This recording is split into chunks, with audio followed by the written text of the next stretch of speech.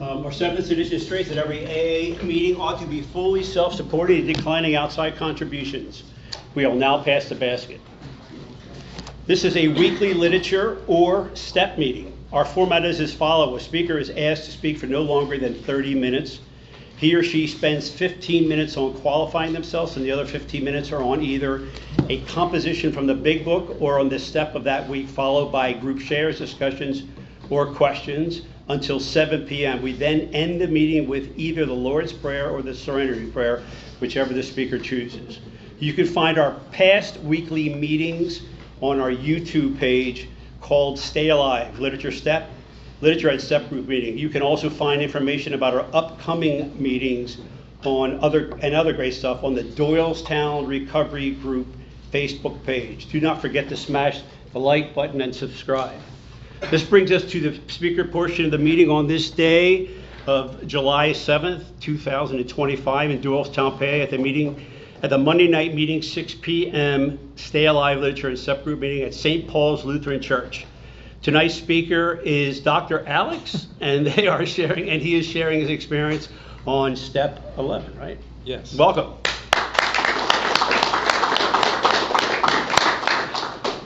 So Gary said to me, he said, I was going to speak in September, and then he said, oh, well, somebody wasn't able to do it today. And so could you do it? And he said, well, it's on the 11th step. My name's Alex, by the way. I'm an alcoholic. I got to say it. And so I get a little nervous. And so, he said, well, what do we want to call you? Is it Alex or Dr. Alex? And I said, well, that sounds arrogant. And so, but pick whatever you like. So he picked that. And, I guess it's like kind of a play on Dr. Bob. And he was a proctologist, a rectal doctor, or gastroenterologist now. And I work on the other side of the fence, nephrology, which is kidney disease was my specialty, but just internal medicine. And, it's just a job. And it's like, every job that we do is valuable. And we can do it with like love and interest in our heart, however you want to call it, like true interest, and wanting to be good. Or we can just do a half-assed, we can do a poor job, And I did a poor job in most things in my life. And it wasn't because I'm stupid. And, I could blame it on my parents, like, oh, well, I didn't really learn how to do this or that. But the fact is, it was me, And some of the things I regret the most include those kind of things. Like there's people that I work for, and it reminded me, like, as I went down and down and down and down and down, that, I couldn't even do a regular job and ask questions on how to do it right, and realize, like, people liked me, and I thought I could do a good job, and I promised a good job, and I wouldn't do it. And I don't know about anybody here, but when you do that, it kind of eats at your soul. Like anything you do poorly at, that it hurts. I don't like it. So what does that have to do with alcoholism? Well, I always like to escape. Like the typical things kids do and things like that. And then when I went to college, I was young, and the drinking age was low in New York. It was 18, and people smoked a lot of pot and they drank a lot. And so I would do that because a lot of people just were okay. They could do their work and they would party when they want to. But for me, it was just an absolute escape. And I remember one time being pretty young, like only 18 or something. And I remember thinking there's an AA meeting here in the college I went to.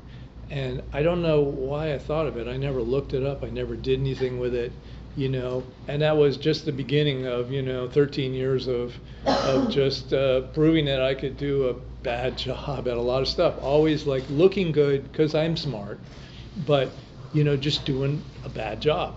It'd be like if I was a bodyguard and I'm good at it, which I'm not, and I just like didn't take care of the people I work for. Like, what good would that be? Or a babysitter, and you go like, yeah, the kids are fine and they're running out in the front street and things like that. You can't do that kind of stuff. Or promising you're going to paint a building and you do just, you buy garbage paint and you don't show up and you do it junky. Anything. It doesn't matter. It keeps going on and on. When I look at people here, I don't know where y'all come from, but I know a lot come from avenues. And I don't think anybody got there by accident. I mean, I didn't get here by accident. I didn't get here because I wanted to. I just was a drink to die alcoholic and didn't even realize it. And do I consider a difference between that and drugs? AA does, and this is Alcoholics Anonymous. But the problem is that it's not what I'm doing. Although alcohol was my burnout completely, it's the fact that the problem's in my mind, and they even say it in the big book that the problem resides in our mind. It's not the demon rum, it's not this, it's not that, it's because there's something inherently wrong with me. And whether it started out that way or whether it ended up that way, I'm still here. I mean, I got a couple DUIs. I'm so grateful I didn't kill anybody. I used to carry a gun around in Florida all the time, and I'm glad I didn't shoot anybody, I nearly shot myself once in a car. I mean, I patted myself down to make sure I didn't. It sounds funny, but it's really, that's pathetic, And, and like now, people let me take care of their lives, which is, I'm good at it. I do a good job. But that's only because I've been in AA and I've done a decent job here. Not a great job, a good job. I've been able to stay sober for, like I said last week, it's been 38 years. That didn't happen by accident. I mean, I stopped at one time. I'd stop on my own, I'd start, I'd stop. I had all these things where I'd stop that in ridiculous ways, that kind of like the way they talk about in the big book. And I'd start again. And, after my first DUI, I'd stopped for like a year and a half, but I said, I don't want to be part of this. I didn't want to be here. Why would I want to be here? Why would I want to read an old dated book by some old guys, a salesman and things like that, from the 30s that's written poorly? That was my opinion, of course, my educated opinion. And contempt prior to investigation is not a really good thing. And then I tried on my own and I failed. Fortunately I survived, but I did a lot of stuff I don't like. I really lived crappy. It's not even. It's just and you waste your life, and then suddenly you're 30, and you go, well, I've got this education, but I have no idea what I'm doing. I can't have a meaningful relationship. I'm prey to depression and despair, and it goes on and on. There's the bedevilments they talk about. I think it's page 52, and that was my life, and I couldn't see any way out of it, and so I ended up in treatment. I ended up place. It was kind of nice at first, and then they put me in a 3-month place. Said you really belong here, and I didn't like it, but you know what? Sometimes you just have to be separated for a while because it's just too hard to just do it myself. I was gonna die for sure. There was no way that I wouldn't die sooner or later, or be the unlucky one that lives and is absolutely miserable for the rest of their life.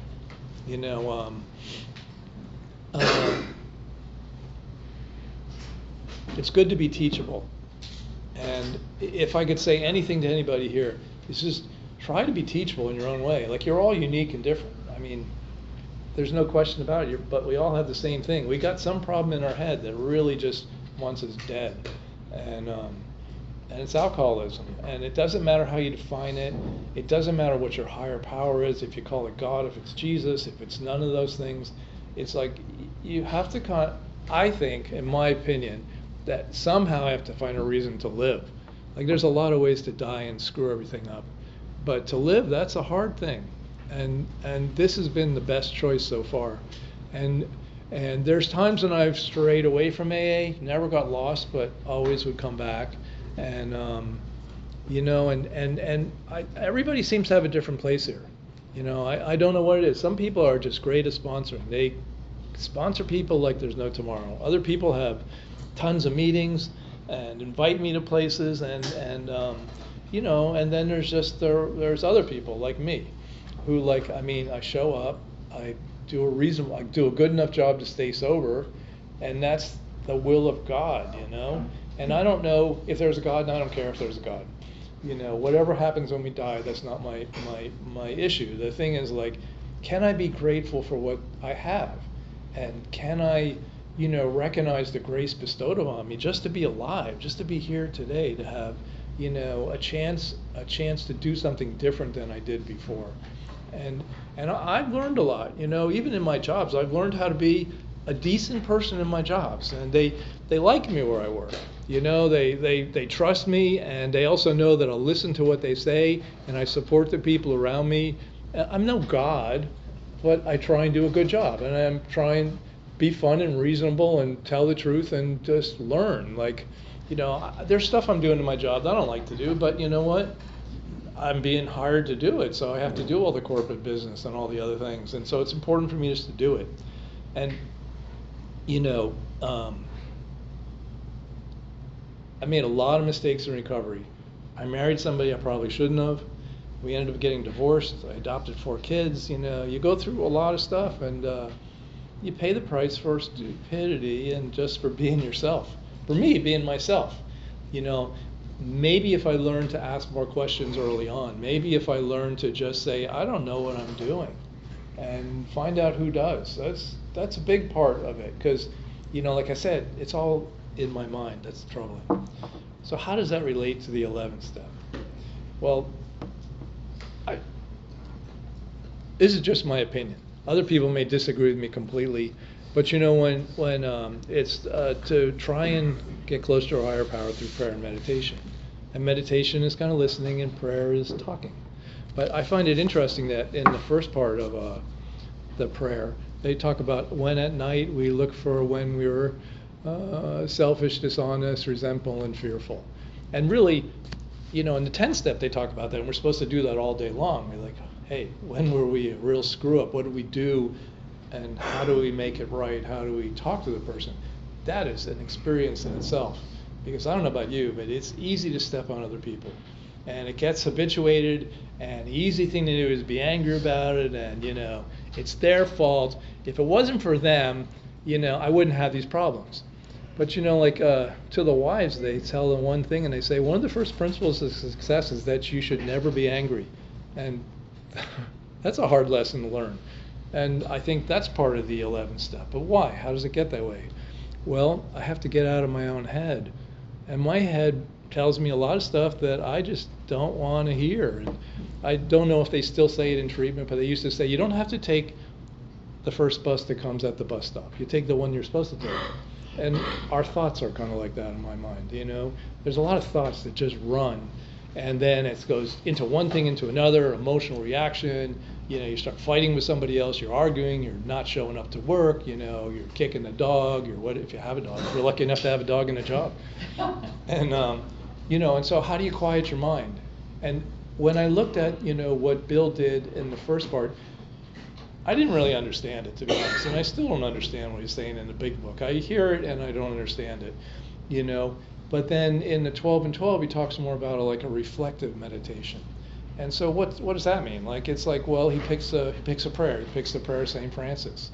And to be honest, those are really hard things to do. That's like just to do one part of it, to understand what rather than be understood that's a big deal. I mean, you've really had to work for a while in AA to look at somebody and say, I'm going to understand them. I'm going to try and understand where they're coming from. And I'm not going to be angry. I'm going to do like they said to the wives. And I'm going to listen. And I'm going to reflect back to them. And I'm going to pray to my God. And I'm going to say, thank you for allowing me to be here and being able to listen. It's I think those are valuable. And that stuff, I don't want to talk about work. I just had worked a lot. But, it really helps at work an awful lot. And it helps with other people around you and neighbors and everything. So, is it a good thing to do? Yes, but that's a reflective type one. But the first thing I find for me is I have to learn how to quiet my mind, because there's a battlefield going on, People I don't even know have caused me trouble. And they didn't do anything, like none of you guys. Like I can get intimidated by looking at some guys here. Oh, he's stronger than me, and here I am, just an old guy here now. I'm 68, and part of it's colored by what I think, and what my experience is, and but I can make it worse. So what do I say about quiet my mind? And everybody has a different opinion on this, and there's all sorts of things. Like, I remember the first guy, Brad, he told us he would sit in a closet and become quiet, and I thought, that's nuts. I don't know what that really meant.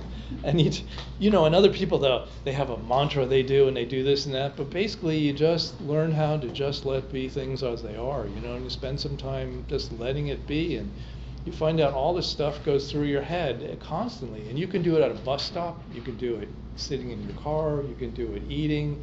You just kind of learn how to slow down. And for me, I think as a beginner, it's really good to just listen to your breathing. Take a deep breath in, and you let it out, and you just go from there. And because that's a relaxation thing. Your body calms down when you take deep breaths and let it go out slowly. It's physiologic. And people do different relaxations.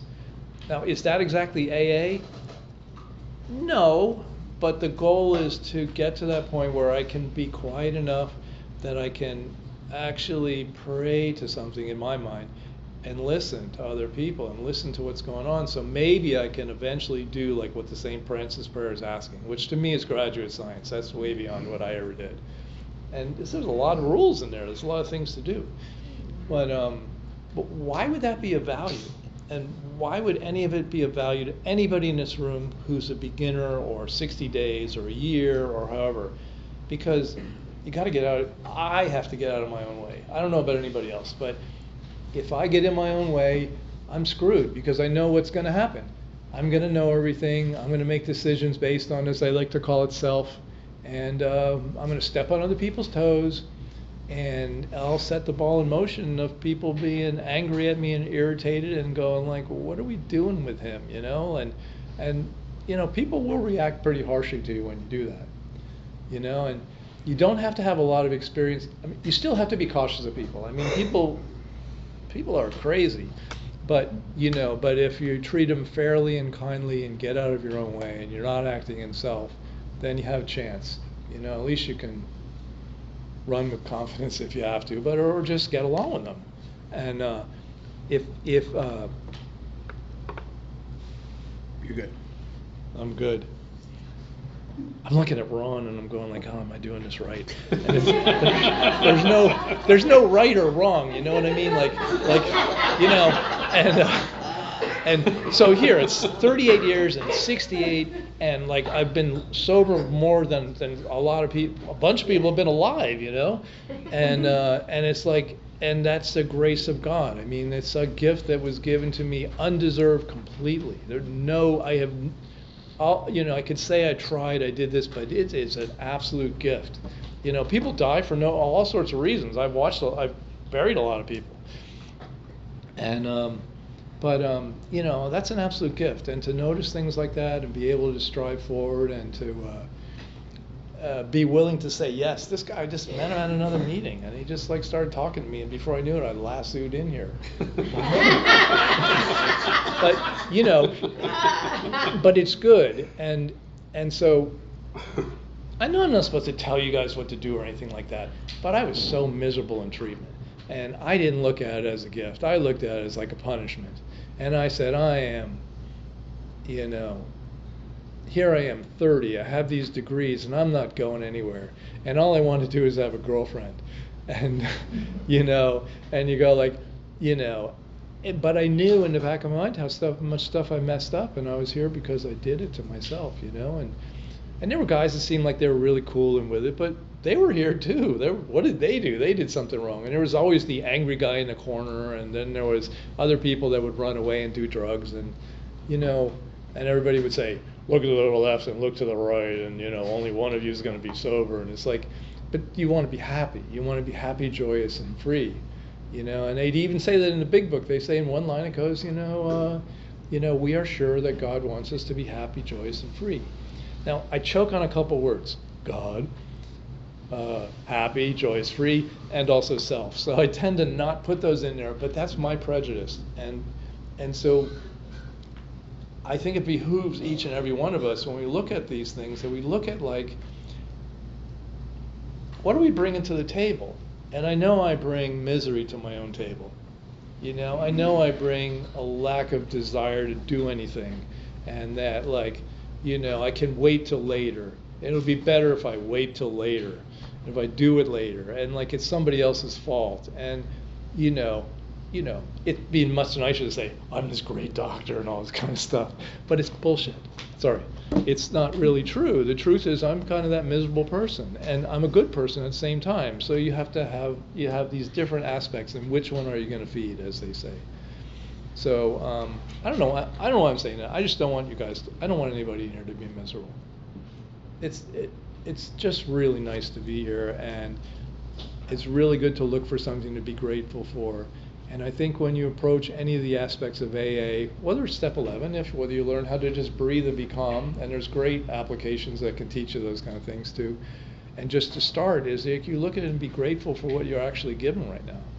You know, that you are breathing and you're here and you're not dead and you're not in jail. You might be in jail. Some guys might go into jail. And with people that have families, you know, you have kids. You're great to have kids. I never had kids. I adopted 4 of them. And but I had them too, you know what I mean? You know, I had the opportunities to do whatever I needed to do. You know, I have the opportunity to come here. There's just so much to be grateful for, and I think that's an opening to be able to do parts of AA, any parts of it, all of it, that are difficult to stomach at first, you know, that for me, and I'm just talking about me. Some people really jump into this. They're great. They're sponsoring people before you know it. They're this and that. But I can really list the number of people that did all that stuff, and they got drunk again. And they would go to meetings, and they would not tell anybody about it, and eventually you'd come out, and, you know, and they still have problems. So don't judge other people by what they look like, you know, kind of you have to find that spirit inside of you that allows you to progress on. And it's an interesting path because anybody can do it. You don't have to have money. You don't have to have a house. You don't have to have a car. You know, it's nice if you have friends. You definitely can develop a community here, which is really great. And your life will definitely get better no matter what. So, be open-minded when it comes to step 11, because you guys can use it right now if you want to. Thanks for letting me share. All right, thank you.